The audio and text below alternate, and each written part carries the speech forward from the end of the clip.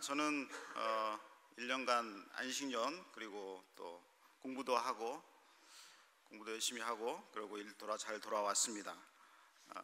예전에 누가 그랬는데요, 심심한 천국에서 재미있는 지옥으로 왔다고. 재미있는 지옥으로 왔습니다. 그 젊은 시절에 저희 친구들이 다 유학을 갔어요. 젊은 시절에 제 나이 때 그때 다 같이 준비하고 그랬던 친구들이 다 유학을 갔습니다. 그래서 유학 간 친구들이 많이 부러웠고 그랬는데, 그때 저는 이제 우리 교회 목사님 부르셔가지고 순종해서 와서 사역을 했죠. 그래서 기도를 했었고 공부 좀 하고 싶다고 생각을 했었고, 그런 것들이 하나님께서 다 이루어 주셨고 또 좋은 기회를 주셨습니다.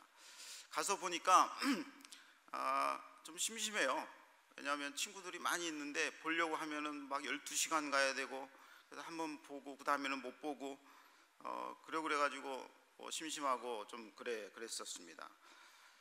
그때 친구들이 이렇게 만날 때마다 참 어렵게 목회하고 어렵게 살고 있는 것을 보고 마음이 많이 아팠는데, 그때마다 그래요. 너는 좋겠다.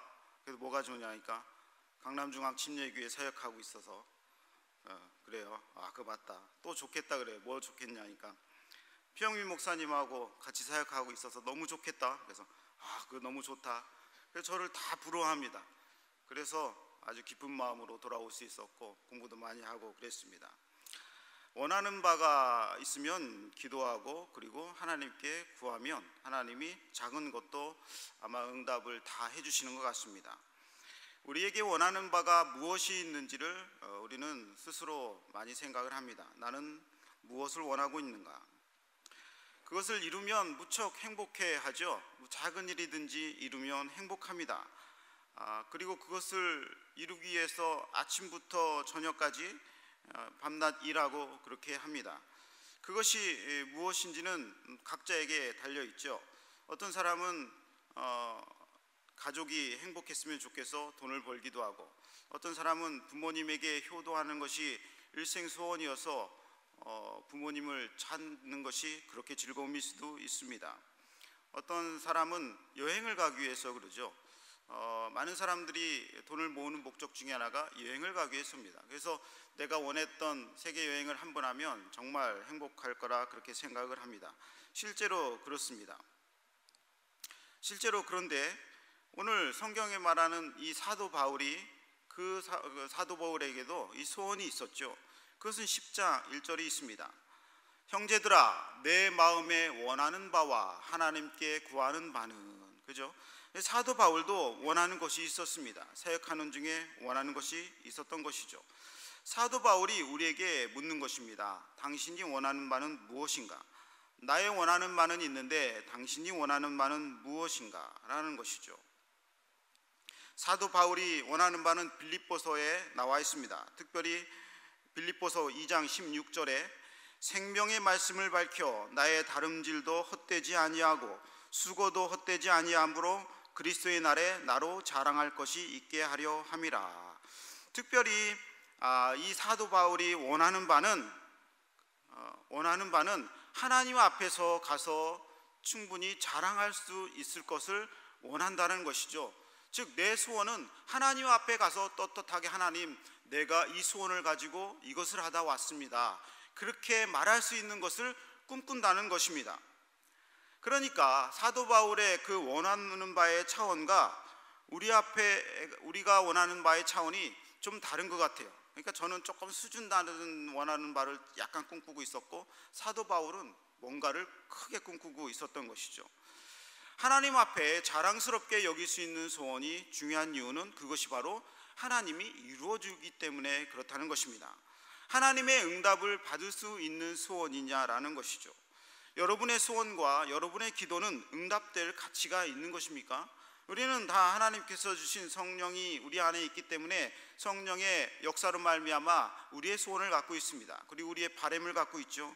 근데 그것이 나의 비추어 봤을 때 하나님께서 응답할 만한 가치가 있는 것인가 라는 것입니다. 요즘에는 자신을 위해서 투자를 많이 합니다. 셀프 힐링도 하고 그리고 자기 자신을 위해서 여러 가지 투자를 하죠. 그래서 아까 얘기했던 그 여행도 자기가 고생을 많이 했기 때문에 여행을 스스로에게 보내주는 거예요. 스스로에게 좋은 선물을 줘. 크리스마스가 되면 다른 사람에게 선물을 하기보다는 자기에게 선물을 줘. 그래서 뭐 자기가 살고 싶었던 노트북을 사기도 하고 자동차를 사기도 하고, 자기에게, 어떤 사람은 심지어 자기에게 꽃다발을 줘. 그래가지고 자기가 꽃다발을 들고 자기가 집에 와서 자기 책상에 꽂아놓고, 야, 안병 너 수고했다, 이렇게 하는 사람도 있는 것 같습니다. 그것이 심해지면 이기주의로 빠지게 되는 거죠. 뭐 그것이 제가 꼭 나쁘다고 얘기하는 것은 아닙니다. 그런데 제가 좀 목회를 해보고 살아보니까 진정한 우리의 기쁨은 자신에게 투자하는 것도 있지만 좀 더 다른 사람에게 나를 내어줄 때의 기쁨이 더 많은 것 같습니다. 우리의 소원이, 우리의 바람이 다른 사람을 향할 때에 우리가 더 풍성해질 수 있다는 것이죠. 저는 우리 아이들에게 예배를 드릴 때마다, 가정 예배를 드릴 때마다 꼭 얘기를 합니다. 너는 왜 배우니? 그러면 뭐라고 합니까? 처음에는 쭈쭈쭈쭈 해요. 근데 요즘은 얘기합니다. 아빠, 나는 선교하기 위해 배워요. 그렇게 얘기합니다. 하도 제가 강제 주입을 많이 해놔가지고 하도 답은 정해져 있어, 이렇게 정해놔가지고 뭐 자동으로 얘기를 합니다. 왜 배웁니까? 선교하기 위해서 배우죠. 배워서 왜 돈 법니까? 돈을 가지고 선교하기 위해서 배우는 겁니다. 복음을 전하고, 그리고 믿지 않는 사람들에게 복음을 전하려고 빵 사주고 밥 사주려고 전도하는, 그 돈을 버는 것이죠. 왜 나은 사람이 됩니까? 내가 멋지고 다른 사람에게 존경받기 위해서 더 나은 사람이 됩니까? 그러면 그게 무슨 이유가 있습니까? 다른 사람이 봤을 때 나를 보고 예수를 믿을 수 있도록 내가 더 좋은 사람이 되는 것이죠. 우리 가족이 나를 보고, 예수 안 믿던 우리 가족들이 저 사람이 나은 사람이 되는 걸 보고 예수 믿으면 저렇게 되는구나, 그렇게 보면서 예수 믿게 하려고 더 나은 사람이 되는 것입니다. 목사가 왜 성경 연구를 더 합니까? 자신에게 막 자기가 성화가 많이 돼서 막 훌륭한 득도 성자가 되려고 그렇게 합니까? 그러지 않습니다. 말씀을 연구해서 성도들에게 하나라도 더 옳은 말씀을 전하려고 그렇게 하는 것입니다. 사업가의 목적, 기업의 목적은, 저는 그게 아주 불만스러웠어요. 기업의 목적은 이윤 추구다. 우리 사회 그 교과서에 그렇게 딱 나와 있습니다. 근데 보자마자 이게 아니다라고 싶었습니다. 전 세계 최고의 기업들이 있습니다. 보니까, 제가 인터넷을 보니까 디즈니 월드 같은 세운 월트 디즈니사라든지, 아니면 휴렛 패커드 HP라고 하는 뭐 프린터 컴퓨터 회사라든지, 아니면 포드 자동차 회사라든지 구글이라든지, 이런 회사들을 제가 봤어요. 그래서 그 회사들을 좀 연구를 해봤는데, 왜 이 회사들은 승승장구를 하는가? 왜 이 회사들은 그렇게 회사 분위기가 좋고 사람들이 행복한 기업이라고 얘기를 하는가? 그러니까 차이가 있는 거예요. 어떤 차이가 있느냐?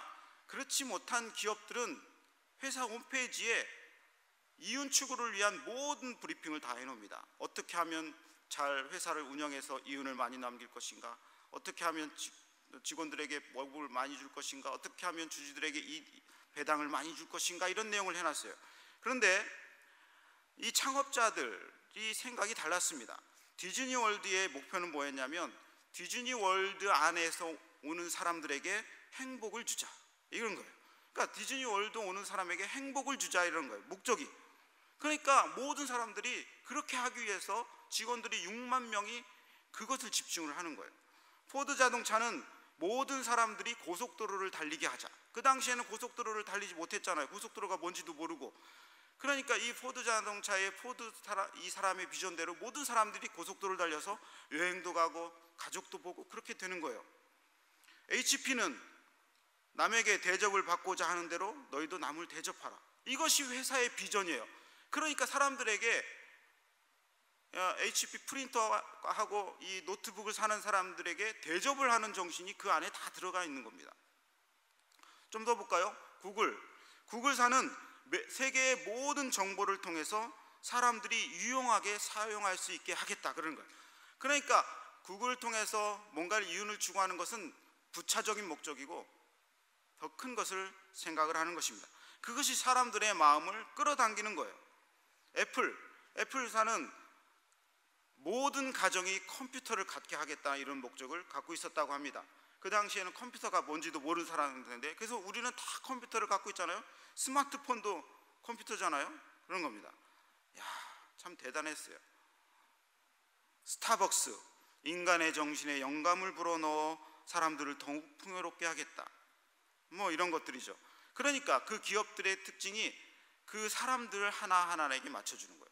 다른 사람들이 행복하게 만들고, 다른 사람들이 풍요롭게 만들고, 다른 사람들을 좀 더 윤택하게 만들고, 그런 것들을 목적으로 가지니까 사람들이 그 기업 제품을 사고 그 기업에 투자를 하는 것 같습니다. 사람들을 행복하게 하고 인류의 발전에 이바지한다는 목표를 설정하는 기업들은 성장을 하고, 그저 이윤만 추구해서 닥달하고 사람들을 쪼고 하는 기업들은 얼마 안가 망한다는 사실을 알 수가 있는 것입니다. 기업도 마찬가지인데 개인의 소원도 마찬가지인 것 같습니다. 우리가 그저 나에게만 투자를 하고 나에게만 잘 먹고 잘 사는 것이 있다면 그것은 그렇게 수준 높은 꿈은 아니라고 그렇게 생각을 합니다. 바울의 소원은 무엇이었습니까? 10장 1절 한번 읽어볼까요? 10장 1절 중요한 말씀이죠. 시작. 형제들아, 내 마음에 원하는 바와 하나님께 구하는 바는 이스라엘을 위함이니 곧 저희로 구원을 얻게 함이라. 그렇죠? 사도 바울의 꿈은 이스라엘 백성들이 구원을 받는 것이었습니다. 이스라엘 백성들에게 전하라는 사명을 사도 바울은 받지 못했어요. 그러니까 사도 바울은 자꾸 이방인 전도에 앞장을 섰습니다. 그러니까 이 사람의 소원은 이스라엘 백성들을 구원하는 게 소원이었어요. 그러면 왜 이스라엘 백성들이 구원을 받지 못하느냐? 이것이 너무 사도 바울은 궁금증이 있었던 것입니다. 4,000년 이상을 이 사람들은 복을 받고 하나님과 동행했다고 그렇게 성경, 구약 성경에 쓰여져 있는 사람들이 왜 구원을 못 받는지에 대해서 안타까웠던 것이죠. 그렇다고 사실 이스라엘 백성들이 모두 구원을 받지 못한 것은 아니었어요. 왜냐하면 베드로가 한 번 설교할 때마다 3,000명, 5,000명씩 예수를 믿는 사람들이 많아졌기 때문이죠. 그 사람들은 다 이방인들이 아니라 이스라엘 백성들이었습니다. 유대인들이었습니다. 그러니까 유대인들이 다 구원받지 못했다 이렇게 얘기하는 것은 성경을 잘 모르는 거예요. 그러니까 이스라엘 백성 중에서도 택한 백성들은 하나님이 구원을 주셨고, 이방인 중에도 택한 백성들은 하나님이 구원을 주셨는데 왜 특별히 이스라엘 백성들의 많은 숫자들이, 하나님의 복을 받은 선민들이 그렇게 많이 구원을 받지 못하냐는 것이죠. 정답은 이들이 율법주의자들이었기 때문에 그렇습니다. 그들이 율법주의 때문에 마음을 열지 않고 하나님을, 그리고 예수 그리스도를 받아들이지 않는 거예요. 율법주의자들은 무슨 얘기입니까? 율법을 지킴으로 구원을 받는다는 거예요. 율법을 다 지키면 구원을 받는다는 거예요. 그러니까 율법을 지키는 행동이 더 중요하다는 거예요. 우리가 목사님으로부터 참 많은 설교를 들었기 때문에 다 알죠. 그래서 유대인들은 율법을 완전히 지키기 위해서 무던히 노력을 합니다. 안식일을 철저히 지켜야 한다는 생각 때문에 엘리베이터 버튼도 누르지 않는다는 사실을 우리가 알잖아요. 가스불도 켜지 않고 이방인들에게 가스불 켜달라고. 그러면 이방인들은 구원 못 받나? 지들의 생각에 의하면. 그러니까 이 가스불 피는 종족들은 천민들이라고 생각을 하고 그들은 구원을 못 받는다고 생각을 하는 거예요. 율법을 지키지 않으니까. 그게 잘못된 거죠. 그게 너무 사도 바울은 안타까운 겁니다. 실제 유대인들은 자신들의 노력으로 십계명을 완전히 지키라는 그 열심 때문에 그들이 죽음으로 내몰렸다는 사실을 기억을 해야 됩니다. 율법의 역할은 무엇입니까? 율법의 역할은 율법을 지키면 지킬수록 거룩해지는 것이 율법의 역할이 아니에요. 율법을 지키면 지킬수록 이 율법은 지킬 수 없는 것이구나, 이 깨닫는 겁니다. 율법은 지키려면 지키고 노력하면 할수록 자신의 죄가 더욱 드러나게 하는 것이 율법의 역할이라는 거예요. 여러분 그렇지 않습니까? 여러분은 성경에 있는 이 10계명을 완전히 지킬 수 있습니까? 1계명부터 10계명까지 다 지키고 있습니까? 그런 사람은 없어요. 그런 사람은 있을 수가 없습니다. 과거에 그러면 예수 믿기 전에 우상숭배했던 죄는 그때는 뭐 어떻게 할 건데? 예수 믿기 전에 도적질했던 건 어떤 건데? 예수 믿고 나서 도적질한 건 어떻게 할 건데? 예수 믿고 나서 다른 사람 흠모한 것은 어떻게 할 건데요? 하면 할수록 안 된다는 것을 알게 되는 것이죠. 그러니까 그리스도인은 완벽한 사람들이 아니에요. 그리스도인들은 율법을 완전히 지킬 수 있는 사람들이 아니라는 것입니다. 한번 옆에 사람 보고 얘기합시다. 당신은 율법을 다 지킬 수 없습니다. 예, 다 지킬 수 없습니다. 안심하세요. 안심하세요. 안심하세요. 그죠? 유대인들의 직증은 자신들은 다 지키고 있다고 생각을 하는 거예요. 완벽하게 11조 내고, 완벽하게 안식일 지키고, 완벽하게 규례를 다 지키고 있고, 완벽하게 성적인 죄도 저지르지 않고, 간음도 하지 않고, 완벽하게 지키고 있다고 하는 거예요. 그렇습니까? 엄청난 착각이죠. 이 착각의 두 번째 특징은 다른 사람들이 우스워 보인다는 거예요. 자신들은 잘 지키고 있는데 너희들은 왜 지키지 못하냐는 거예요. 그래서 자신들만 구원받는다고 생각을 합니다. 그러니까 예수님이 이방인들에게 구원을 복음을 전하기 위해서 십자가에 못 박혔다는 사실이 너무 억울한 거예요. 사도 바울이 이방인들에게 복음을 전하는 것이 너무 억울한 거예요. 구원은 자기들에게만 있는데 왜 다른 사람들, 율법을 지키지 않는 사람들도 구원을 받을 수도 있느냐, 그렇게 얘기하느냐는 거예요. 그러니까 이 세리의 기도와 이런 기도들이 그렇게 나오는 겁니다. 다 지키고 금욕 생활하고 절제된 생활하고 자신들은 안식일도 다 지키는데 제자들도 우스워 보이는 거예요. 왜 안식일에 예수님은 병자를 고치느냐, 왜 안식일에 제자들은 밀 이삭을 잘라 먹느냐. 그러니까 다 정죄거리입니다. 다 정죄, 다 비판거리예요. 그러니까 예수님도 비판하고 그러죠. 로마서 10장 2절 3절에 뭐라고 기록되어 있냐면, 내가 증거하노니 저희가 하나님께 열심히 있으나 지식을 좇은 것이 아니라 하나님의 의를 모르고 자기의 의를 세우려고 힘써 하나님의 의를 복종치 아니하였느니라. 예수 믿지 않는 이유가 지식을 좇지 아니하고 그리고 하나님의 의를 몰랐기 때문에 그렇게라고 성경은 기록되어 있습니다. 호세아 4장 6절에도 비슷한 말씀이 기록되어 있습니다. 내 백성이 지식이 없으므로 망하는도다. 하나님의 백성들조차도 지식이 없기 때문에 망하는 것이에요. 그러니까 율법주의자라고 하는 잘못된 지식을 갖고 있기 때문에 참된 지식을 모르는 결과로 인해서 망한다는 거예요. 제가 아이들하고 예배를 이제 어떤 때는 매일 드리기도 하고 어떤 때는 일주일에 한두 번 드리기도 하고 그렇게 하는데, 제가 이제 오니까 제 아내가 전화로 그런 얘기를 합니다. 하루는 제 막내가 현서인데, 막내가 4학년이에요. 조그만 여자아이인데 그 현서가 그림을 그렸어요. 가족 그림을. 엄마, 아빠, 뭐 언니, 오빠, 자기 이렇게 그렸어요. 근데 그 그림을 다 보여주는데 언니한테만 보여주지 않는 거예요. 둘째, 큰애 아들이 있고 둘째 언니가 있고 막내인데, 막내가 그림 그린 거를 둘째에게만 보여주지 않는 거예요. 아무리 해도 보여주질 않아요. 엄마한테 보여주고 그리고 오빠한테 보여주고 했는데 아무리도 보여주지 않아. 그래서 언니가 화가 났어요. 화가 나. 왜 나한테 보여주지 않느냐, 와 나한테 보여주지 않느냐. 그러니까 언니한테는 보여주고 싶지 않대. 왜냐하면 잘 못 그린 것 같대. 그러면서 안 보여줘. 이제 설거지를 이제 돌아가면서 해요. 저희는 막내도 하고 둘째도 하고 엄마도 하고 아빠도 하고 다 해요. 그러니까 언니가 설거지할 차례가 됐는데 언니 설거지하고 나서 보여주겠다 그러는 거예요. 그러니까 언니가 화가 나죠. 자기 안 보여주니까 별것도 아닌데 화가 나잖아요. 화딱지 엄청 나니까. 설거지 하겠다 보여주니까 더 화가 난 거예요. 그래도 안 보여줘. 그래서 엄마한테 엄청 혼난 거예요. 그래서 또 눈물 찔끔거리면서 고집을 부리다가 하루가 지났습니다. 그날 저녁에 예배를 드리는데 이제 잠언을 쭉 읽으면서 예배를 드려요. 그래서 잠언 3장을 이제 시편 끝나고 하는데 잠언 3장을 쭉 읽다가 그 중에 마음에 맞는 말씀을 가지고 그 말씀이 나에게 어떤 은혜가 됐는지를 얘기하는 시간이 있어요. 그러니까 우리 막내가 가만히 있다가 말씀을 뽑았어. 3장 뭐라고 뽑았냐면, 내게 있거든 이웃에게 이르기를 갔다가 다시 오라 내일 주겠노라 하지 말라.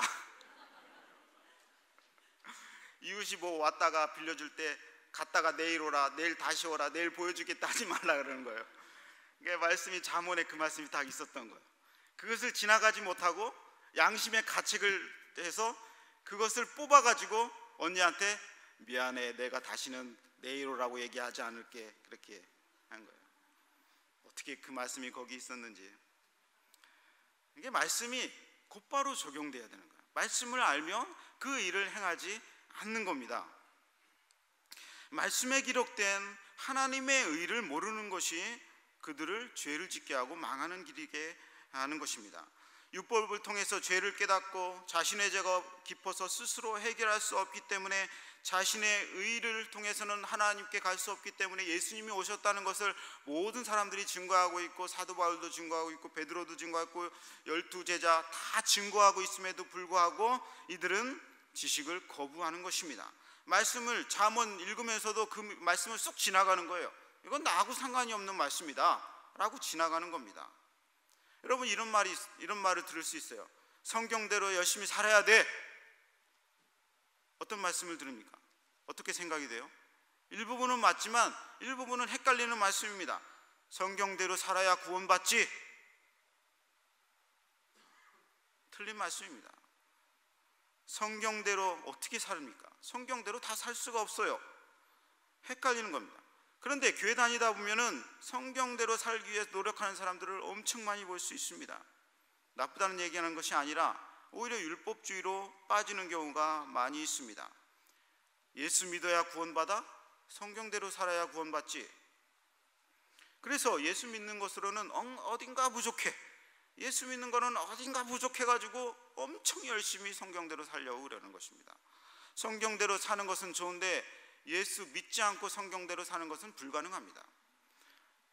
예수 믿지 않고 성경대로 사는 것은 불가능해요.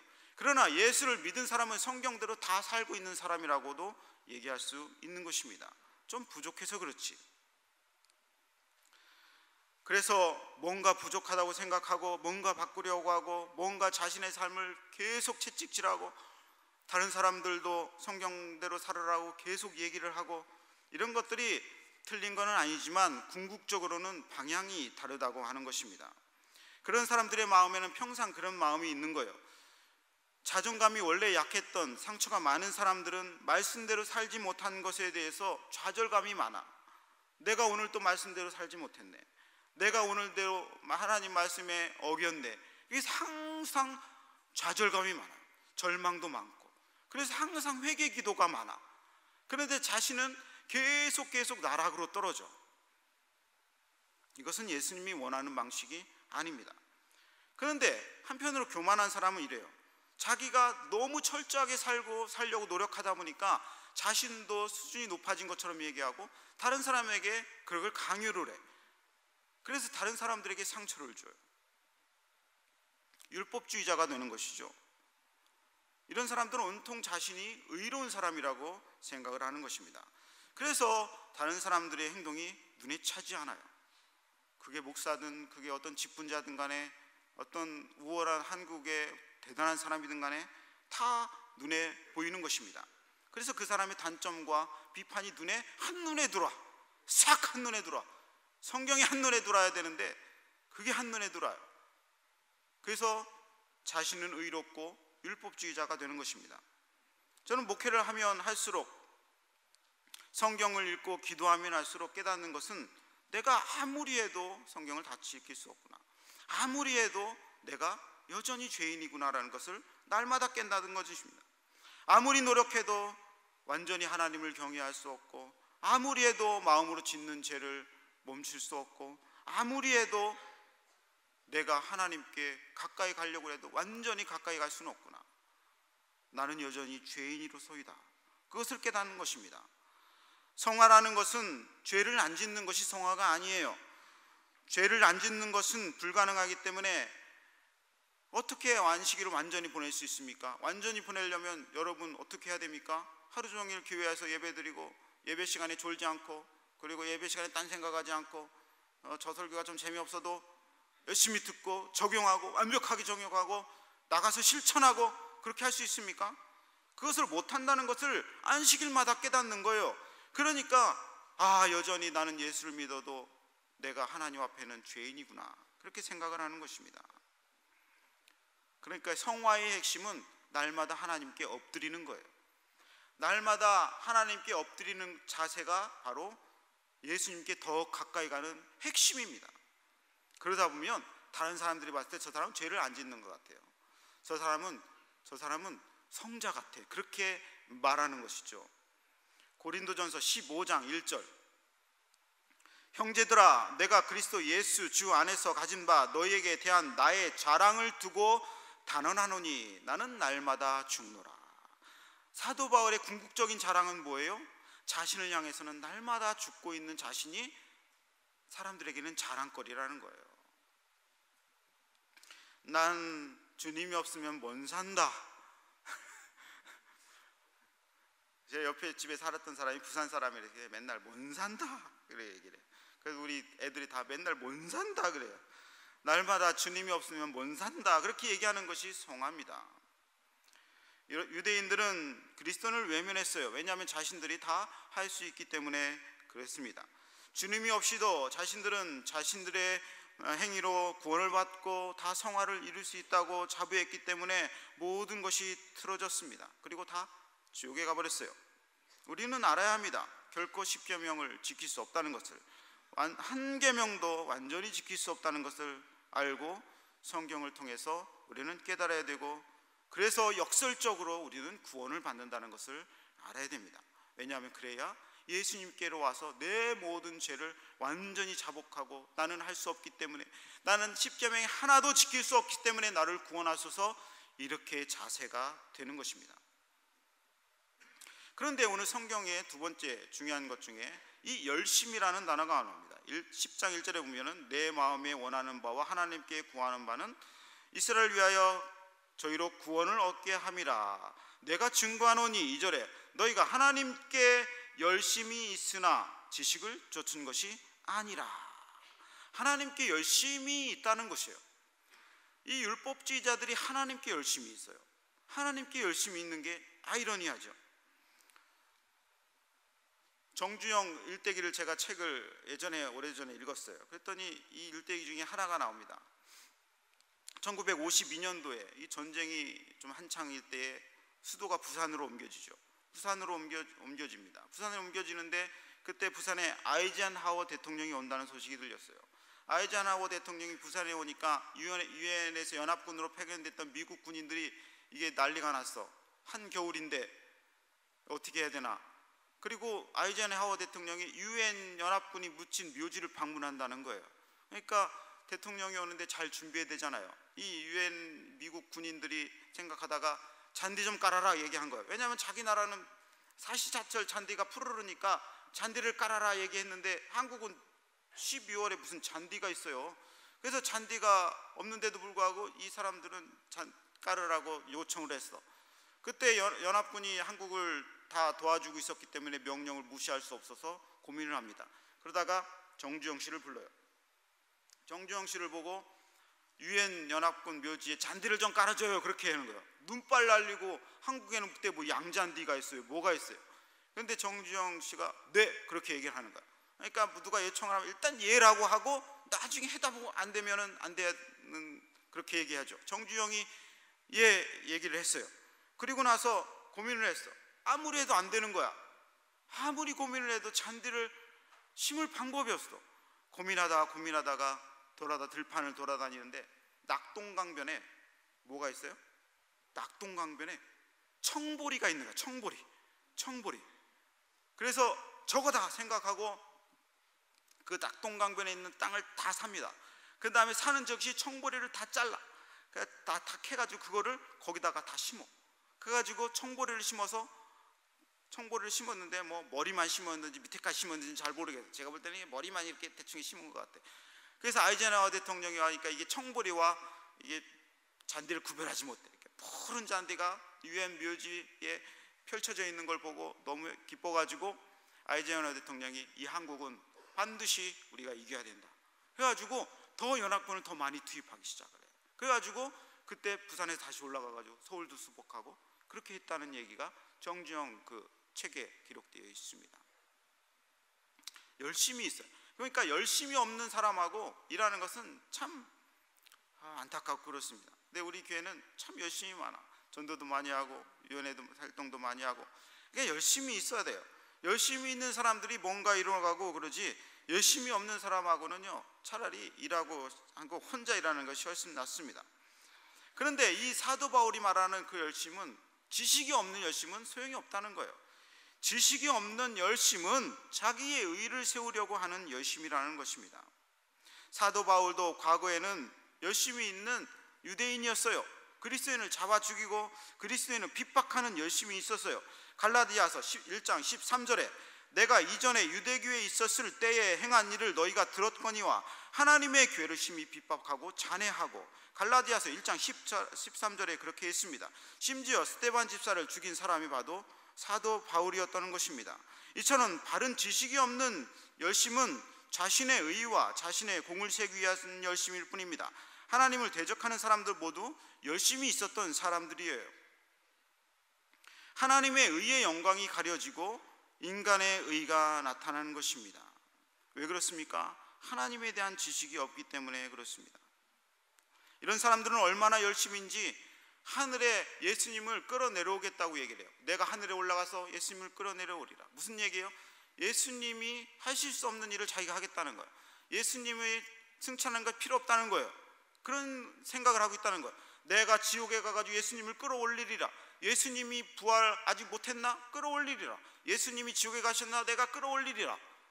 자신이 할 수 있다고 얘기하는 거예요. 그러니까 하나님의 말씀에 대한 올바른 지식이 있는 것이 중요하다는 것입니다. 우리는 이 바른 지식과 바른 열심을 가지고 세 번째에 무엇보다 우리는 복음 전도에 열심을 가져야 한다는 것입니다. 우리의 열정이 다른 데에 쓰여지지 않기를 주님의 이름으로 축원합니다. 우리의 열정이, 우리의 그 신앙이 하나님을 전하는 데에 쓰여져야 한다는 거예요. 제가 미국에서 공부할 때 어떤 사람이 한국에서 왔어요. 왔는데 한국에서 예수를 한 번도 안 믿었어. 한 번도 안 믿어가지고 돈도 많고 뭐 여러 가지가 풍족해. 딱 봐도 풍족한 사람이야. 강남에 살다가 저쪽 분당으로 간 사람이에요. 강남에서 풍족하게 살고 분당에서 풍족하게 살았는데 그 사람도 이제 미국으로 이제 공부하러 왔었어요. 그런데 오자마자 이 사람이 잠을 못 자는 거예요. 잠을 1시간도 못 자. 우리 중에 불면증이 있는 분들도 있잖아요. 그분들 참 안타깝습니다. 1시간도 못 자. 한 3일을 못 자니까 눈이 막 퀭하고 살이 빠지고 얼굴이 허옇게 뜨고 막 비틀비틀거리고 핸드폰 뚝 떨어지고 잠을 못 자니까 잠을 잘 수가 없어요. 그게 뭐예요? 우리한테는 기회예요. 우리한테는 예수 전하는 기회예요. 예수 안 믿는 사람. 그래서 제 아내가 매일 방문해가지고 예수 믿게 하고, 그리고 말씀 전하고, 그리고 밥 사주고, 그렇게 한 2달을 하니까 마귀는 떠나가고 잠을 잘 자고 교회를 얼마나 잘 다니는지, 그리고 이제는 하나님이 아니면 못 살겠다고 하는 그런 신앙을 가져. 그래서 미국 교회에 영어도 잘하니까 거기 가서 성경 공부도 하고 막 그렇게 하면서 예수를 잘 믿게 되었습니다. 그러니까 우리는 어디서든 복음을 전할 기회를 찾아야 됩니다. 우리의 열정이 밤에 다른 일을 하거나 낮에 다른 일을 하는 것에 우리의 열정을 쏟으면 그것은 하나님 앞에 자랑할 것이 못 됩니다. 그런 열정은 복음을 전하는 데 써야 되는 것입니다. 여러분, 어디서든 복음을 전하는 열정을 갖기를 주님의 이름으로 축원합니다. 바른 지식을 갖고 항상 복음을 전하시기 바랍니다. 어떤 사람이 옵니까? 이것은 복음을 전할 기회다고 생각하는 거예요. 불신자가 옆에 옵니까? 이것은 복음을 전할 기회다고 생각하는 거예요. 내가 갔을 때, 새로운 직장에 갔을 때 불신자들이 많습니까? 하나님이 나를 여기다 보내셨구나, 그렇게 생각하는 거예요. 내가 사업을 일으켜서 내가 사업이 확장되는구나, 돈을 벌었구나, 내가 불신자들을 전할 기회를 하나님이 주시는구나, 그렇게 생각하는 것입니다. 그래서 사도 바울은 모든 초점이 이스라엘 백성들을 구원하고 이방인들을 구원하는 목적에 있는 것입니다. 전도하면 하나님이 준비되어진 사람들은 다른 것 같아요. 왜 이제 오셨어요? 내가 그 말을 해주기를 내가 기다렸는데, 하나님이 그런 분이신데 왜 이제 얘기를 해주셔요? 내가 교회를 나가야지. 이런 분들이 많아요. 그런 사람들은 다 하나님이 준비시켜준 사람입니다. 예전에 저희 아들이 어떤 유튜브 영상을 보여주는데 그 영상에는 BY라고 하는 그런 힙합 가수 영상을 보여줘요. 그러니까 아빠는 힙합을 별로 안 좋아해. 그러니까 아빠 이거 봐봐. 하고 또 계속 보여주는데, 그 영상에는 BY가 공연하는 영상인데 중간에 음악이 나갔어. 음악이 나가가지고 음악이 나오지 않아요. 그러니까 텀이 있잖아요. 공연 수만 명이 모였는데 노래를 해야 되는데 노래를 못 하잖아요. 근데 그 BY라는 청년이 거기에서 내가 하고 싶은 얘기를 하겠다 하는데 한 10만 명이 모였는데 여기 있는 분들, 예수 안 믿는 분들 다 예수 믿으시라. 이 힙합 가수가 그렇게 얘기하는데요. 나는 예수 믿는다. 나는 예수님 믿고 교회 다니고 구원받았다. 당신의 죄를 사하려면 구원받아야 된다. 그 공연 중에 그렇게 BY가 얘기하는 거예요. 그리고 그래서 제가 유튜브를 더 찾아봤더니 어떤 시상식에서 수상 소감을 얘기하는데 이런 얘기를 하는 겁니다. 그 사람이 얘기한 거예요. BY라는 사람이. 나는 어릴 적부터 꿈꿨던 것을 이 무대에서 하려고 합니다. 시상식에서 제가 진리라고 믿는 하나님의 말씀을 말하고 싶었습니다. 저는 이게 제가 할 수 있는 멋이라고 생각합니다. 그러고서 성경 구절을 읽는데 뭐라고 있냐면, 태초에 말씀이 계시니라. 이 말씀이 하나님과 함께 계셨으니 이 말씀은 곧 하나님이시라. 그가 태초에 하나님과 함께 계셨고 만물이 그로 말미암아 지은 바 되었으니 지은 것이 하나도 그가 없이 되는 것이 없느니라. 그러고 수상소감을 내려가는데 어떤 사람들은 또 유튜브에 욕해. 너만 그리스도이냐? 그러면 너는 그런 짓을 해봤냐? 그런 일을 해봤냐? 얘기하고 싶어요. 너는 그렇게 열정을 가지고 복음을 전해봤냐? 너는 그렇게 큰 무대에 서서 그렇게 할 자신이 있느냐? 그렇게 욕을 먹으면서 할 자신이 있느냐 물어보면 대답을 하겠어요? 못하죠. 이런 사람들을 우리는 욕하면 안 돼. 그들이 직업이 무엇이든 자기 소명을 가지고 하나님의 말씀을 전하는 것이 이 사람에게는 꿈인 거예요. 여러분은 그 꿈을 뛰어넘고 있습니까? 여러분이 지금 소원하는 것들이 그런 젊은 20 몇 살의 청년의 꿈을 뛰어넘고 있냐는 얘기예요. 그 영상을 보면서 좀 부끄러울 때가 있었어요.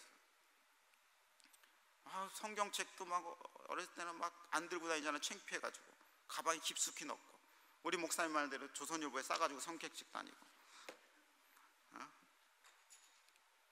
여러분, 우리의 모든 사명은, 우리의 소원은 복음 전도인 줄로 믿으시길 바랍니다.